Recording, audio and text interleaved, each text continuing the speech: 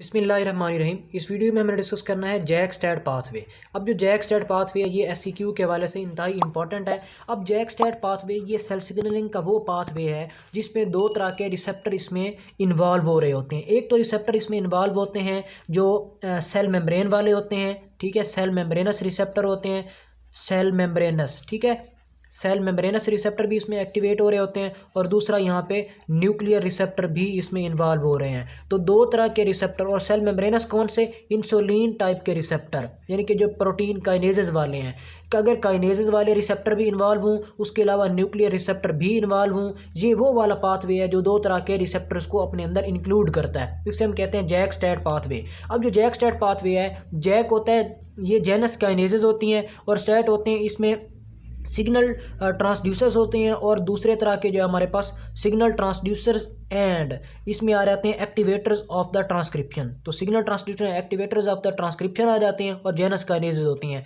ये इसमें रिलेटेड होते हैं। जेनस काइनेजेस प्रोटीन काइनेज होती हैं जो आगे एक्टिवेट हो रही होती हैं। और जो स्टैट होता है, अब स्टैट में क्या चीज़ आ रही होती है, जो ट्रांसक्रिप्शन फैक्टर्स होती हैं वो आगे देखते हैं। अब इसमें इन्वॉल्व मेजर चीज़ ये है कि ये इसके लिए जो रिसेप्टर्स होते हैं वो किस कैटेगरीज वाले होते हैं। यहाँ पे ये बात समझने वाली है कि कौन सा लाइगेंड आएगा तो रिसेप्टर एक्टिवेट होंगे जैक स्टैट वाले। तो इसमें रिसेप्टर्स होते हैं, या तो आप इसको याद रखें दो तरह से, टिन एंड टर। इससे याद रखें किस तरह? टिन से मुराद होगा एरिथ्रोपोइटिन, एरिथ्रोपोइटिन। अब ये टिन आ गया एक। दूसरा होता है प्रोलैक्टिन, प्रोलैक्टिन आ जाता है, ठीक है। इसी तरह हमारे पास लेप्टिन आ जाता है। अब ये जो होते हैं TIN वाले, अगर ये आएंगे तो रिसेप्टर एक्टिवेट हो जाएंगे जैक स्टैट वाले। टर वाले कौन से होते हैं? इंटरफेरॉन, ये होते हैं, एक हो गया, ठीक है, इंटरफेरॉन होता है।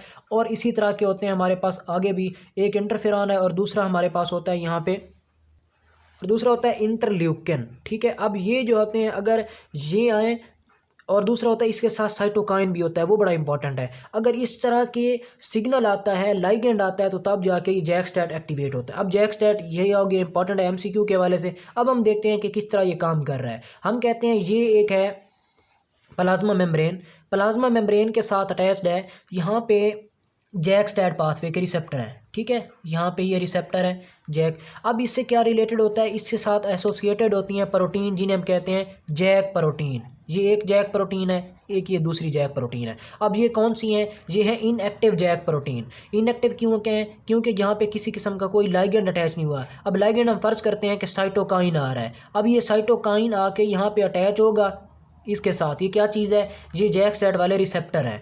अब यहाँ पे जैक प्रोटीन है, ये जैक प्रोटीन। जो ही इसके साथ साइटोकाइन एक्टिवेट होगा, साइटोकाइन आगे लगेगा, तो इसकी एक्टिवेशन किस तरह होती है? इसकी हो जाती है फास्फोरिलेशन, जैक की फास्फोरिलेशन हो जाती है। जो ही जैक की फास्फोरिलेशन होती है, तो हम इसको आगे दिखा देते हैं, जैक की फास्फोरिलेशन। अब इसके साथ साइटोकाइन बाउंड फॉर्म में है, जैक जो है वो फास्फोरिलेटेड फॉर्म में प्रेजेंट है, जैक ये फास्फोरिलेटेड है। अब जो ही जैक फास्फोरिलेट करते हैं, यहाँ पे स्टैट घूम रहे होते हैं, ठीक है।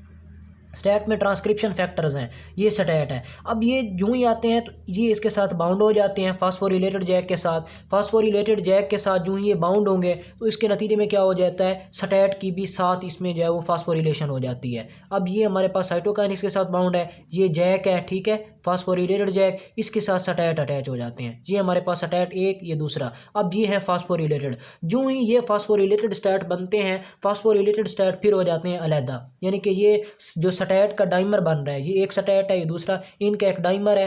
एक्टिवेटेड डाइमर कौन सा होगा? जो फास्फोरिलेटेड होता है। तो ये फास्फोरिलेटेड स्टैट का डाइमर है। अब ये डाइमर कहाँ जाता है? ये जाता है न्यूक्लियस के अंदर। हम कहते हैं ये न्यूक्लियस है, ठीक है।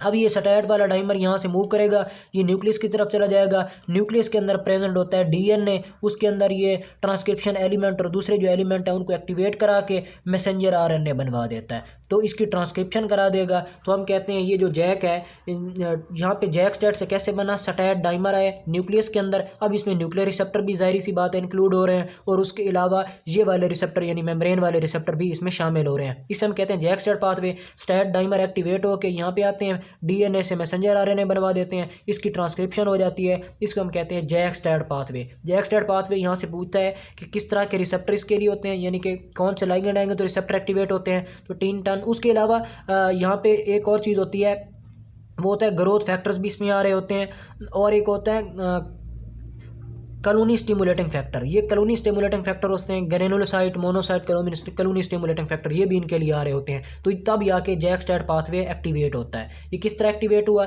ये आप सारा इसमें देख लें। साइटोकाइन आया, जैक की फास्फोरिलेशन हुई, जो ही जैक की फास्फोरिलेशन होगी स्टैट उसके साथ आके बाउंड कर जाएगा, फिर स्टैट की फास्फोरिलेशन हो जाएगी। जो ही फास्फोरिलेटेड जो स्टैट डाइमर है ये इससे सेपरेट होगा, ये न्यूक्लियस की तरफ मूव करना शुरू कर देगा, वहाँ से ये ट्रांसक्रिप्शन कराएगा। इसके नतीजे में जो मैसेंजर आरएनए बनेगा उसने आगे जाके डिफरेंट टाइप की प्रोटीन बनवानी है या आगे जाके जो बायोलॉजिकल प्रोसेस होते हैं वो करवाने होते हैं। It was all about JAK STAT pathway.